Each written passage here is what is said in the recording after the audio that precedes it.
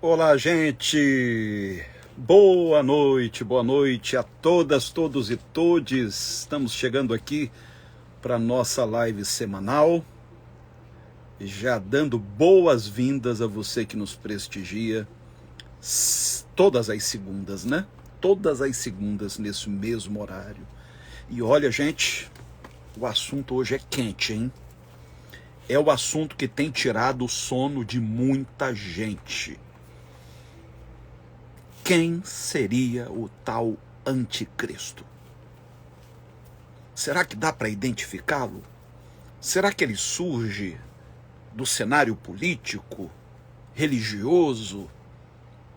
Será que as coisas que nós temos ouvido, principalmente vindas de teólogos, especialistas em escatologia, será que elas conferem? O quanto disso é real e o quanto disso não passa de sensacionalismo? Eu quero lhe oferecer uma resposta, mas à luz das Escrituras, à luz do Evangelho. Então prepare o seu coração para o que você vai ouvir hoje. Mas eu gostaria de contar com a sua companhia ao longo desta transmissão, mas também com a sua divulgação. Nós podemos ter muito mais gente assistindo. E para isso eu conto com você. E é tão simples, gente. É só clicar aí no aviãozinho, no rodapé da transmissão. Vai aparecer para você todos os seus contatos e você sai clicando em quem você achar que deveria ingressar nessa live. Não clique só em quem concorda com a nossa linha de raciocínio, não. Clique também, convide também aqueles que são de uma linha completamente diferente. Quem sabe o que eles vão ouvir nesta live fará com que eles revisitem alguns dos seus posicionamentos. Quem sabe? Então, é pagar para ver. Posso contar com você? Vamos lá? Então clica aí, vai. Convida todo mundo, se você puder, coloque no grupo do WhatsApp, sai convidando geral, porque a live de hoje vai ser uma live histórica. E eu quero muito que você compartilhe. Depois que esta live estiver publicada, por favor, volte a comentar, deixe perguntas. Se puder, marque alguém para que outras pessoas tenham acesso ao conteúdo desta live depois que ela for postada, ok? Bem, gente, nós vamos direto ao que interessa. Estamos prontos? Olha lá, hein? Eu acho que tem gente que está ocupada com outras coisas e que não vai conseguir prestar a devida atenção. É um assunto sensível. É um assunto que requer toda a atenção possível. Posso começar? Ok. Então eu gostaria que você lesse comigo. Eu vou ler algumas passagens extraídas do Novo Testamento que vão nos ajudar a entender este tema. Se você tem aí a sua Bíblia e quiser conferir, eu vou ler primeiro Mateus capítulo 24. São palavras ditas pelo próprio Cristo, por Jesus, no seu sermão profético. Mateus capítulo 24, eu vou ler do verso 4 ao 5, depois o verso 11 e do 23 ao 26. O sermão profético inteiro é muito importante, mas hoje nós queremos focar exclusivamente na questão envolvendo a figura do anticristo. Veja o que Jesus vai dizer aos seus discípulos. Acautelai-vos que ninguém vos engane. Porque muitos virão em meu nome, dizendo, eu sou Cristo, e enganarão a muitos. Veja, muitos, ele não disse alguns, ele disse muitos, virão em meu nome. quanta coisa não é feita em nome de Deus. Aliás, em nome de Deus, religiosos mataram Deus. Se você, como eu, subscreve a doutrina cristã, então, para você, tanto quanto para mim, Jesus é Deus que se humanizou, que veio ao nosso encontro. Se religiosos foram capazes de matar Deus em nome de Deus, do que mais não seriam capazes? Então Jesus começa dizendo: fiquem espertos, porque vão surgir muitos falando no meu nome. Eles não vêm falando em outros nomes. Eles não vêm em nome de divindades adoradas por outras religiões. Eles não vêm usando nomes de entidades pertencentes a cultos de matriz africana ou de qualquer outra tradição religiosa. Eles vêm em nome de Jesus. E a intenção deles é enganar o maior número possível.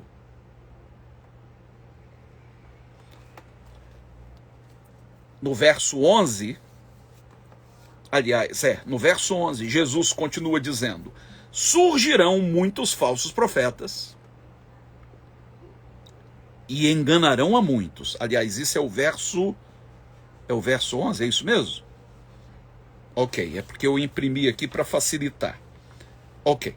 Surgirão muitos falsos profetas e enganarão a muitos. Não vão enganar poucos. Eles arrastam multidões. Eles enchem estádios. Promovem marchas.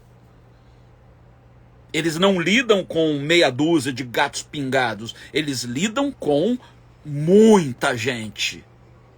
Porque há, por parte das pessoas, infelizmente, uma propensão a se deixarem enganar, porque a mensagem desses falsos cristos, que supostamente estariam falando em nome do próprio Cristo, esta mensagem consegue ir ao encontro dos anseios dessas pessoas, porque faz promessas. Promessas de prosperidade, promessas de uma vida de vitória, sem problemas. Quem é que não quer isso? Um Cristo que parece mais o gênio da lâmpada de Aladim, que basta usar as palavras certas, que ele se vê na obrigação de cumprir supostas promessas que estariam nas páginas da Bíblia Sagrada. É claro que as pessoas se deixariam atrair pela mensagem desses falsos profetas. Então, se alguém vos disser, agora sim, verso 23, se alguém vos disser: olhai, o Cristo está aqui ou ali, não lhe deis crédito. O que significa isso? Cuidado com quem lhe oferece o endereço de Deus. Onde Deus pode ser encontrado. E geralmente os donos da agenda de Deus não apenas oferecem o endereço, mas também os horários em que Deus estaria disponível. Quem está falando isso não sou eu, é Jesus. O Cristo está aqui ou ali. Não lhes deis crédito. Infelizmente as pessoas dão crédito a esses falsos profetas, porque elas querem ver seus problemas solucionados. Elas querem que tudo aconteça como que num passe de mágica.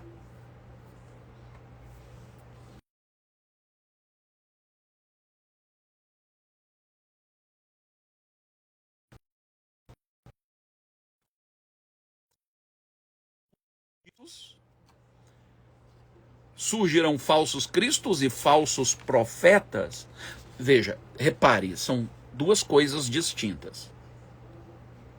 Quem é o falso Cristo ou o anticristo? É aquele que se coloca no lugar de Cristo.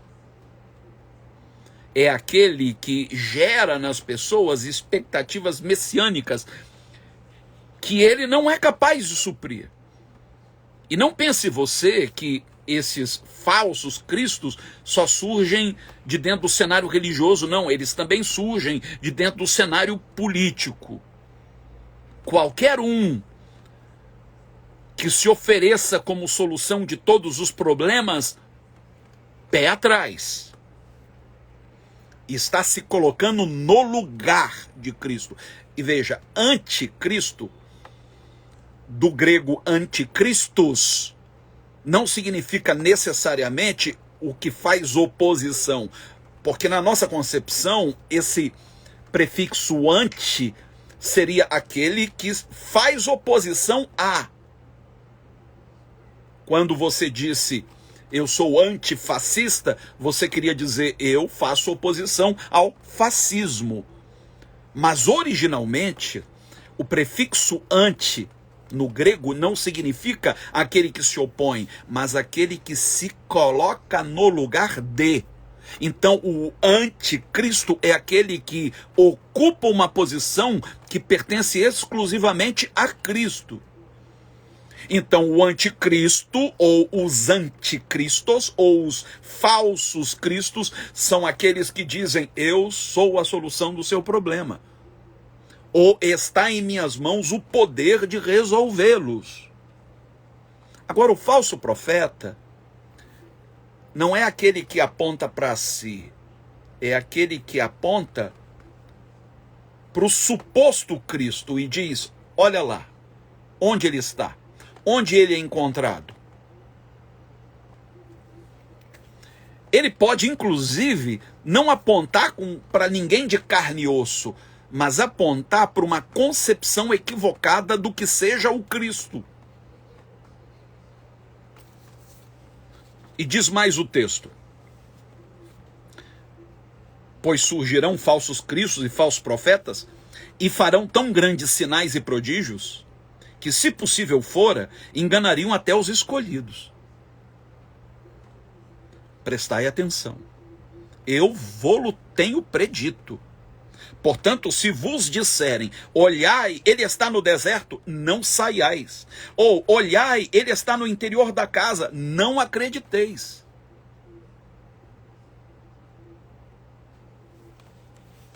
Eu, às vezes, acho até cômico como as pessoas se prestam a dar ouvidos a quem diz, Deus está na rua tal, número tal. Venha buscar a tua bênção. Venha buscar a resposta dos teus problemas. Cômico se não fosse trágico, porque as pessoas creem. Elas estão dispostas a apostar todas as suas fichas numa ilusão, meu Deus do céu. Agora, quem usou o termo anticristo não foi Jesus. Jesus falou em falsos cristos. Mas quem cunhou nas escrituras o termo anticristo foi o seu discípulo mais chegado, João. E olha o que nós vamos aprender com João acerca disso. Lá em 1 de João, capítulo 2, versos 18 e 19. Filhinhos, é já a última hora. João não está se dirigindo a nós, que viveríamos 20 séculos depois. Ele estava se referindo aos seus leitores imediatos, a quem ele chama de filhinhos. É já a última hora. Isso quer dizer que aquele ciclo estava chegando ao fim. O sermão profético pregado por Jesus se cumpriria ainda naquela geração. Foi o próprio Cristo quem disse: não passará esta geração sem que todas essas coisas se cumpram. O cumprimento da profecia não foi adiado. E agora João, que foi o último dos moicanos, todos os demais apóstolos já haviam sido martirizados. João foi o único que teve morte natural. É o mesmo que ficou exilado na ilha de Patmos, que recebeu a revelação do Apocalipse. Ele viu todos os seus companheiros partirem, mortos por amor ao Evangelho. Ele viu a perseguição implacável do Império Romano à igreja cristã. E agora ele diz, já bem velhinho: filhinhos, esta é a última hora. E como ouvistes que vem o anticristo, também agora muitos se têm feito anticristos. Por onde conhecemos que é já a última hora. Então, veja, não existe a figura mítica a quem muitos crentes se referem, principalmente pregadores fundamentalistas ou sensacionalistas, a figura do anticristo, com A maiúsculo. O que tem se propagado em nossos dias, e que boa parcela dos crentes, por mais sincera que seja, acredita de maneira equivocada, é que Israel, que seria o relógio de Deus, seria cercado pelos inimigos, por vários exércitos, e que de repente surgiria no cenário político mundial alguém que impediria a destruição de Israel, que proporia uma aliança de paz mundial e que, portanto, seria responsável por trazer um tempo de paz ao mundo, e que esta figura seria o anticristo. Gente querida, quanto engano há nesse ensino. Interessante, porque quando a gente expressa nas redes sociais o desejo de que haja paz naquela região, alguns vêm e comentam: quem traz a paz é o anticristo. É por isso que muitos crentes querem mais é ver o circo pegar fogo, porque quem traria paz seria o anticristo. Eu quero saber de onde eles tiraram isso. Aliás, eu sei de onde. De uma interpretação equivocada das profecias do livro de Daniel, e em particular as referentes às chamadas 70 semanas de Daniel. Eu não vou falar sobre isso agora, numa outra ocasião a gente fala. Eu quero hoje me ater à questão do anticristo. Mas como diz lá na profecia, que viria um príncipe que faria uma aliança da paz, que faria cessar os sacrifícios. Olha a loucura, como eles têm que inventar interpretações do tipo: bem, não há sacrifícios no templo em Jerusalém desde Cristo, ou desde que Jerusalém caiu no ano 70 depois de Cristo.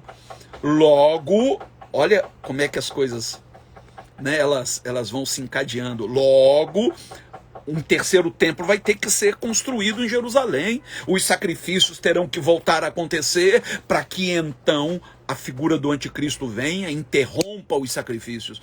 Quem interrompeu os sacrifícios foi o sacrifício de Jesus na cruz, que fez rasgar o véu de cima a baixo. O príncipe que trouxe a paz não é o anticristo, é o Cristo, que fez a paz com seu próprio sangue, que fez uma aliança com muitos. Quem são muitos? Nós, os que cremos, os que abraçamos esta aliança. Aí pegam a figura do Cristo profetizado ali e o transforma no anticristo.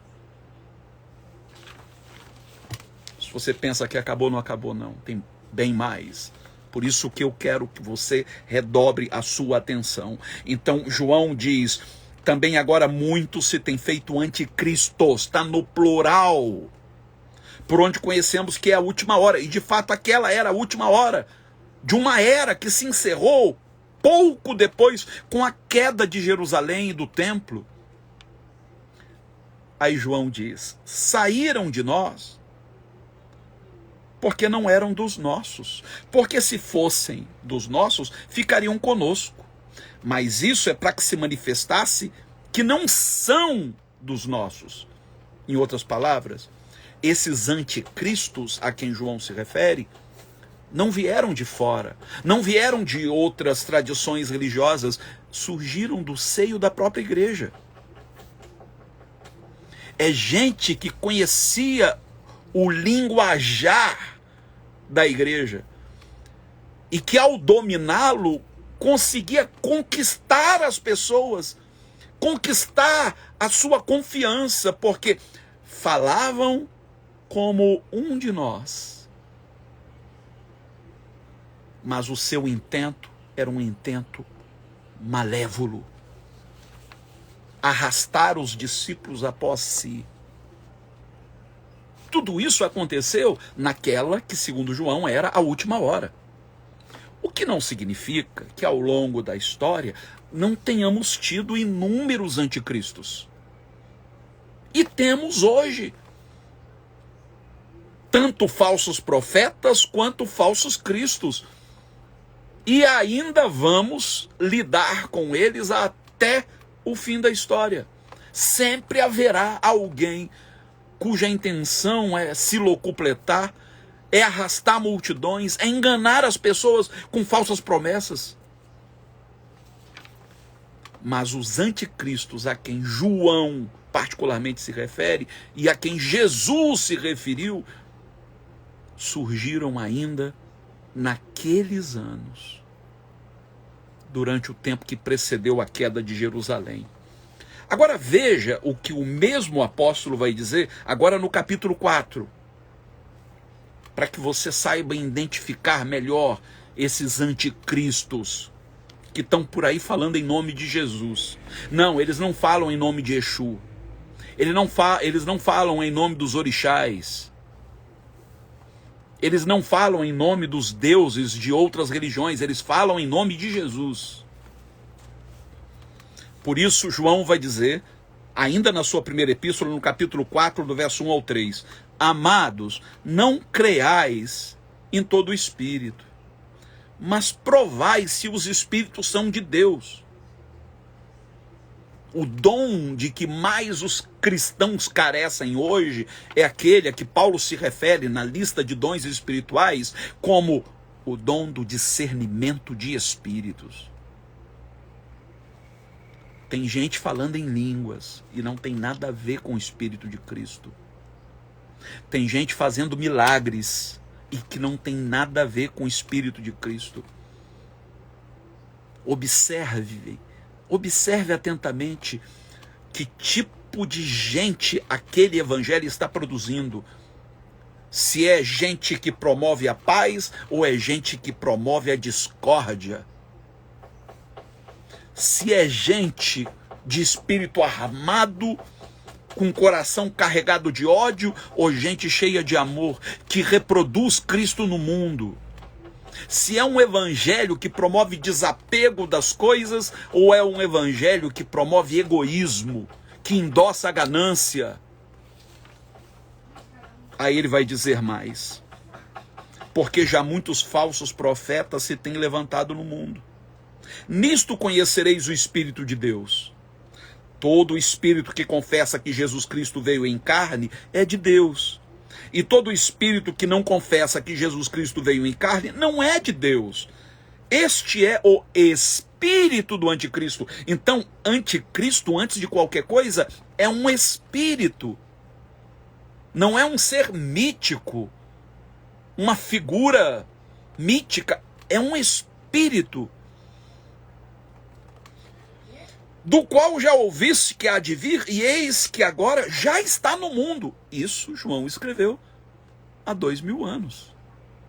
Já estava no mundo. E esse espírito do anticristo segue operando no mundo. Agora é importante frisar o seguinte. A prova dos 9 que João nos oferece, quando ele diz, todo espírito que diz que Jesus veio em carne, este é de Deus, e o que nega isso não é de Deus, é porque naquela época esta era uma questão nevrálgica dentro do cristianismo. Porque seitas surgiram de dentro do próprio cristianismo que negavam a divindade de Cristo e que negavam a sua humanidade. Então uns tendiam a crer na divindade, negando a humanidade. Outros criam na humanidade, negando a divindade. Então era necessário saber quem era de fato Cristo. 100% Deus, mas também 100% humano. Talvez hoje esta não seja a questão nevrálgica. Talvez hoje tenhamos que lidar com outras questões que vão comprovar a procedência daquele espírito. E aqui não está se referindo a uma entidade. Espírito aqui não é necessariamente uma entidade. Nós somos espíritos. Você é um espírito. Eu sou um espírito. Então, antes de julgar, observe o que produz aquilo que está sendo pregado. Aí você vai saber a procedência daquele espírito. As pessoas que acolhem aquela mensagem, elas são uma reprodução da humanidade de Cristo? Isto é, aquele Jesus que veio em carne continua se manifestando no mundo através de nós, perdoando, acolhendo, se colocando ao lado dos injustiçados, dos excluídos, dos oprimidos? Gente, sinceramente, não é nem tão difícil assim. É só observar. É só observar. Na segunda carta de João, no capítulo 1, verso 7, talvez seja a última passagem que a gente vai ler, ele diz o seguinte: porque já muitos enganadores entraram no mundo, os quais não confessam que Jesus Cristo veio em carne. Este tal é o enganador e o anticristo. Repare, aqui ele fala de anticristo no singular, como sendo um ser coletivo, porque esse anticristo, que é um espírito, é formado de muitos enganadores. Eu não quero julgar fulano, beltrano, cicrano, não é problema meu. Eu não julgo pessoas. Mas compete a mim examinar o espírito por trás daquele discurso. E quando diz espírito, não está se referindo necessariamente a uma entidade, já disse aqui. Mas o que aquele discurso produz? Se aquele discurso produz réplicas de Cristo, aquele discurso é verdadeiro. Se aquele discurso produz pessoas que são o oposto do que Jesus era, aquele discurso é o anticristo. É mentiroso. Desperta o que há de pior na nossa natureza. Justifica a nossa ganância. Endossa os nossos preconceitos. E o pior, tudo isso, em nome de Jesus. Não é uma loucura isso? Ontem me enviaram um videozinho, foi até um amigo, Dr. Vinícius Cordeiro, que me enviou esse vídeo, que foi uma resposta que ele deu, eu coloquei nos meus stories, ao André Valadão. Eu não quero julgar a pessoa do André Valadão, mas eu tenho que julgar o espírito por trás do discurso. E segundo o vídeo que esse meu amigo me enviou, e depois eu fui checar na internet para saber a origem daquilo, e vi que era, não que eu duvidasse do Vinícius, que ele é um cara muito íntegro, mas eu queria saber de onde havia surgido aquilo. E eu soube que o André Valadão durante um sermão, criticou aqueles que têm pets como se fossem seus próprios filhos. E disse que se deixarmos de alimentar um cão por alguns dias, ele vai nos morder. Depois, em redes sociais, ele criticou a possibilidade que hoje nós temos no Brasil de registrarmos em cartório um animal com o nosso sobrenome. De modo que, em acontecendo um divórcio, por exemplo, a justiça decida quem vai ficar com aquele animal. Se a guarda será uma guarda compartilhada ou não. Você sabe a que conclusão o Valadão chegou?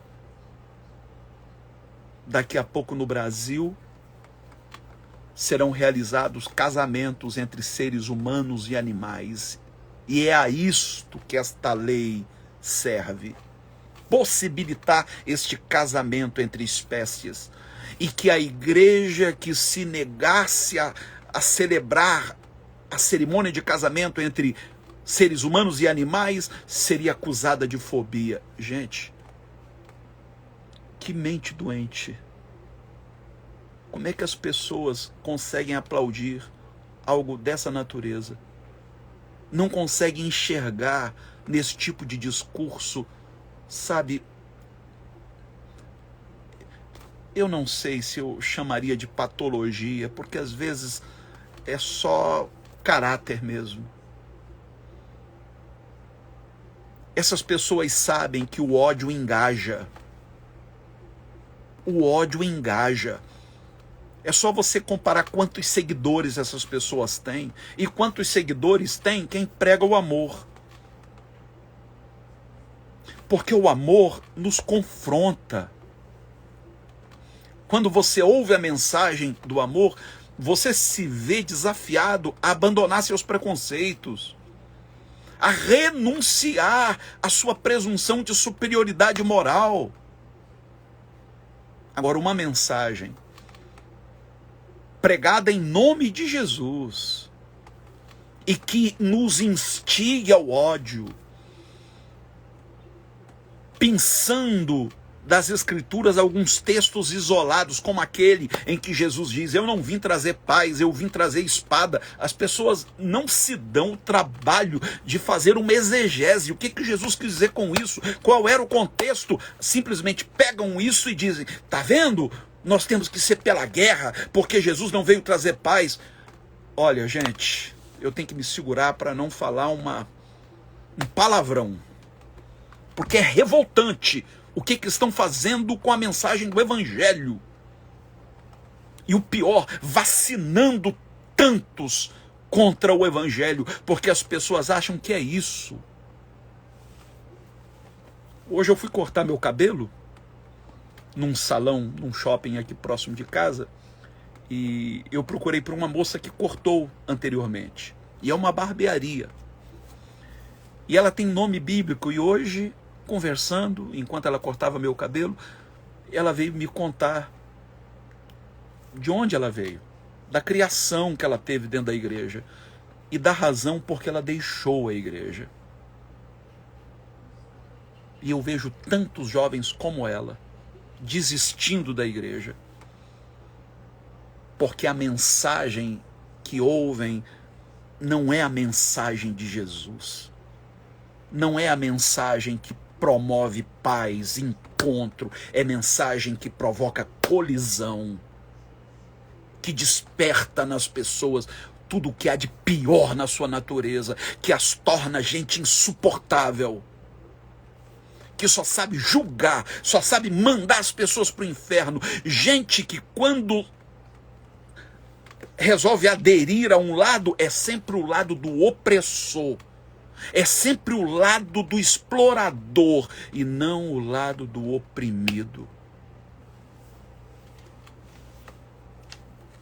Aí você entende o que aconteceu no Brasil nos últimos anos. Aí você entende por que o Brasil foi capaz de eleger alguém que defendia abertamente a tortura. De onde vem isso? é porque o Cristo que está sendo apresentado a essas pessoas não é o Cristo que emerge das Escrituras, do Evangelho, é um Cristo belicista. É o Cristo que tem uma câmara de tortura chamada inferno, onde as pessoas serão torturadas por toda a eternidade. É um Cristo sádico que baba no canto da boca. Gente, eu tenho ojeriza a esse Cristo. Eu sou ateu desse Deus. Eu sou 100% ateu de um Deus xenófobo, de um Deus homofóbico, de um Deus misógino. Eu sou 100% ateu. Agora, o Deus revelado em Jesus, o Deus que acolhe, que ama, por esse Deus eu sou perdidamente apaixonado. Ele é o grande amor da minha vida. Porque ele provoca em mim uma avalanche de amor, de vontade de servir ao meu próximo, de abraçar. Qual é mesmo Jesus que nós temos servido? Qual é mesmo o evangelho que temos abraçado? Porque São Paulo vai dizer que o seu maior receio era de que, assim como a serpente enganou o primeiro casal, Satanás conseguisse enganar a muitos que se dizem cristãos, fazendo-os se submeter a outro evangelho, recebendo outro Cristo e, de quebra, outro Espírito. Então, se você abraça um evangelho que não é o verdadeiro, você se submete a um Cristo que também não é o verdadeiro, de quebra você recebe um Espírito que se faz passar pelo Espírito Santo, mas que não é. É fácil eu ficar procurando demônios na religião dos outros, quando a minha está infestada de demônios. É fácil ficar colocando nome, criando associações entre entidades de outras religiões e o diabo, enquanto ele circula livremente nos altares da minha religião, enganando, seduzindo, destruindo o que há de humanidade em nós. Eu quero orar com você. Eu gostaria de lhe convidar para um momento de oração.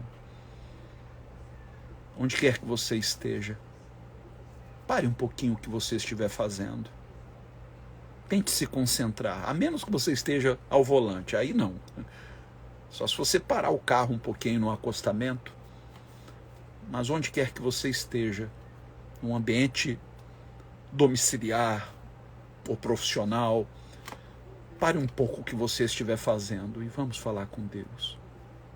Pai, em nome de Jesus, eu quero te rogar que o teu Espírito Santo testifique no coração de cada pessoa que me acompanhou ao longo desta live, de que esta palavra que hoje foi anunciada aqui é verdadeira, não provém de mim, provém do teu coração, Senhor.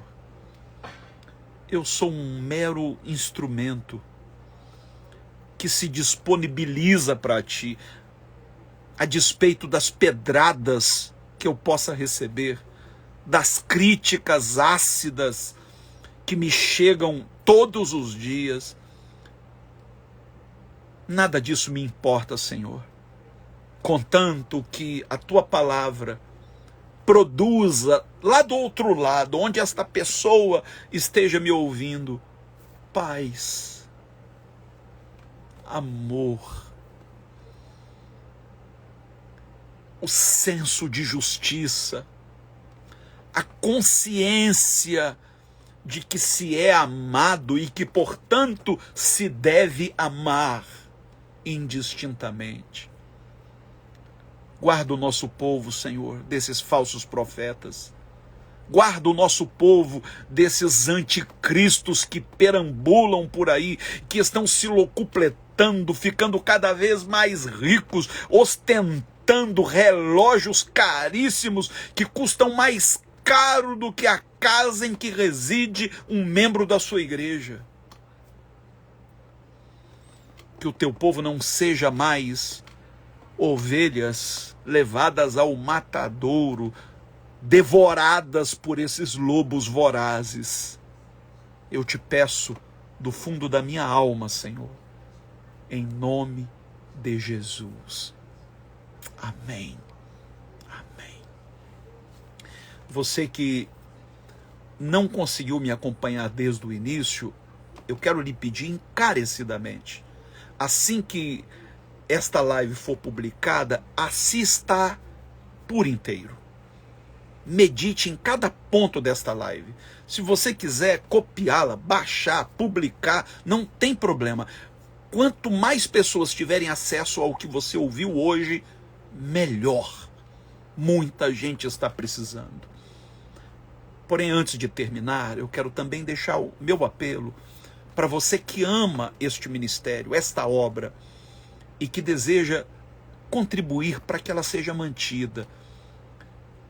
Nesse final de semana, graças a Deus, nós conseguimos atender a todas as famílias assistidas no projeto Eu Escolhi Amar.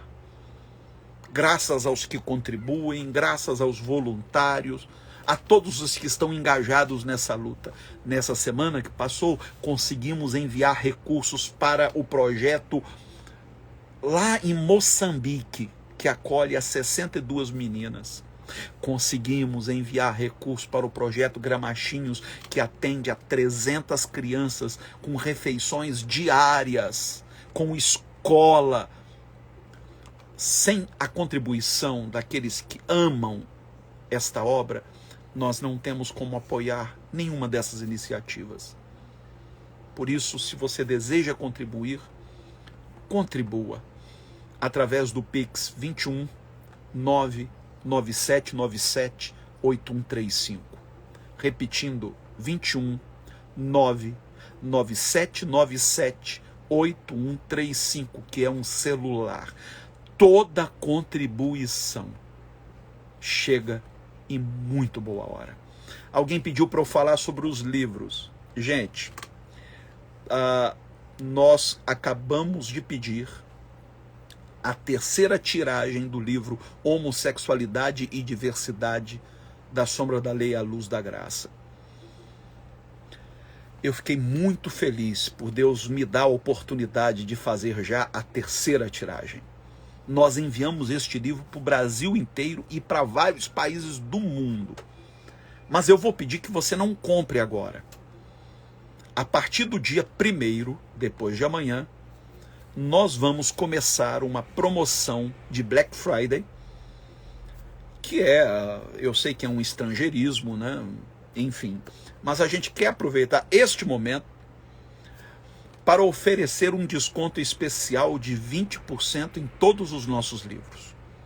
Tanto o Apocalipse, quanto Intolerância Zero, quanto o livro Saudade e o livro da Homossexualidade, da Sombra da Lei à Luz da Graça, vão entrar em promoção durante esse período que antecede o Black Friday, mas a partir do dia 1º, depois de amanhã. Então não compre hoje, não compre amanhã, deixe para comprar a partir do dia 1º. E para completar, alguém perguntou, quem mora nos Estados Unidos? A gente envia para qualquer lugar do mundo, só que para o Brasil a gente não cobra frete, já vai incluso no preço. Para quem compra fora do país, aí a gente tem que cobrar um frete, e eu já sei que para os Estados Unidos, para a América do Norte, custa algo em torno de R$40 o frete. Para a Europa também, eu enviei para Portugal por R$42. Então, tirando o preço, é só incluir esse valor, calcula aí quanto dá em dólar e enviar. Pode ser pelo Pix, pode ser também pelo PayPal. Aliás, ofertas, contribuições podem ser feitas pelo PayPal. hermescfernandes@hotmail.com, tá bom? hermescfernandes@hotmail.com. E agora, só para trazer um pouquinho de paz para muita gente que está preocupada com o que se anda falando sobre o Halloween, amanhã é dia, né? E eu gravei aí um videozinho que já está com, sei lá, quase 200 mil visualizações, respondendo acerca do Halloween. Gente, eu sinceramente não acho que uma cultura tão rica como a brasileira necessite importar festa nenhuma de fora. Eu não vejo necessidade disso. A gente já tem uma riqueza folclórica, cultural muito grande. Mas eu também não acho justo demonizar nada. Então, se você, por exemplo, tem um filho em idade escolar que vai ter que brincar de Halloween na escola, não tem por que você ficar preocupada. Tem gente dizendo que Halloween é aniversário do diabo. Gente, o pessoal tem tem uma mente fértil, sabe? Uma criatividade para inventar ideia. É porque um satanista falou que é aniversário do diabo. Gente, o diabo nasceu quando? Ele também veio ao mundo como Jesus veio? Em carne e osso? Porque só isso é que justificaria o aniversário do diabo. É uma tremenda de uma bobagem. É porque tem pacto, é porque não sei o que lá. Gente, eu morei nos Estados Unidos há alguns anos. E lá as igrejas evangélicas oferecem para os fiéis abóboras, ficam no pátio dos templos, para os fiéis pegarem à vontade, para festejarem Halloween. É uma brincadeira. E eu até disse no meu vídeo que a diferença entre Natal e Halloween é que no Natal as pessoas fingem serem boas.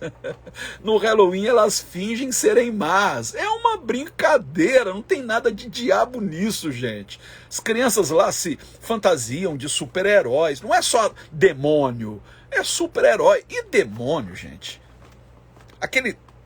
Sabe aquele diabo de chifre, de tridente, de rabo pontiagudo?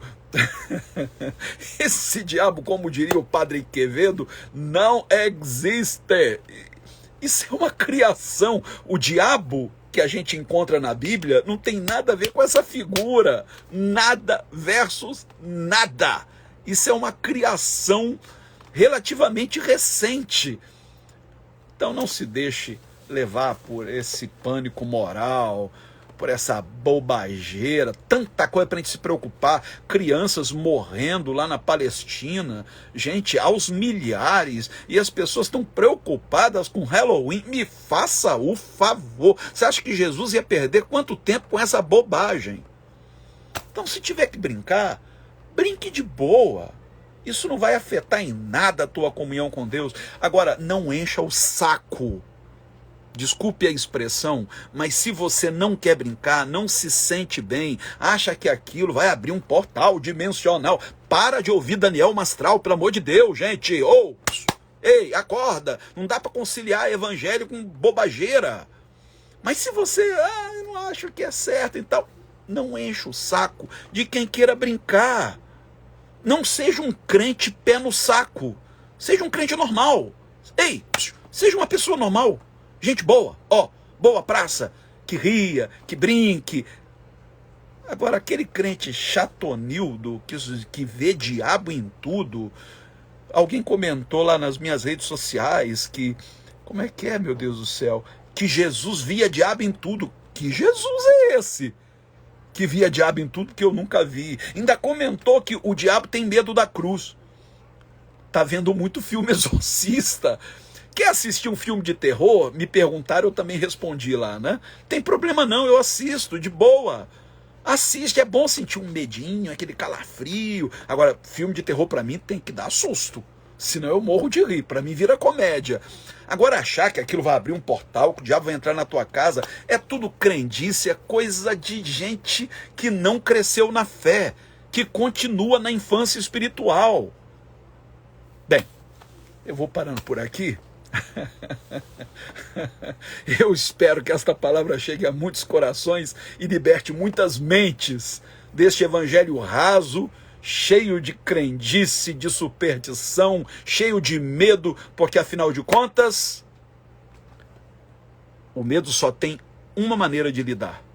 É João que diz na sua primeira epístola: o amor exorciza todo medo, lança fora. Então, meu irmão, ou você vive no amor, ou você vive dominado pelo medo. Beijo no coração, amo vocês. Semana que vem tem mais. Tchau, tchau.